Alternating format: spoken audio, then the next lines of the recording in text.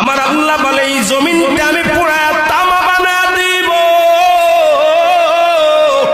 এই জমিনের মধ্যে যত পানি আছে পানিগুলো আমি আল্লাহ পুরায়া ছাই বানায়া দিব। যেদিন কিচ্ছু বলতে কিচ্ছু থাকবে না, সেদিন থাকবে শুধু আমার আল্লাহ।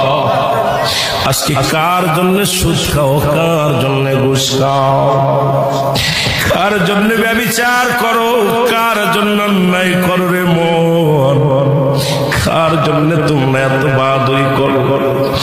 আরে আজকে একটা কথা বলতে গেলে কষ্ট হয়। এই জমিনটা আল্লাহ পুরায়া তামা বানায়া দিবে। এই জমিনের মাটিগুলো পুড়ে হবে তামা। এই জমিনে যত পানি আছে পানিগুলো পুড়ে হবে ছাই।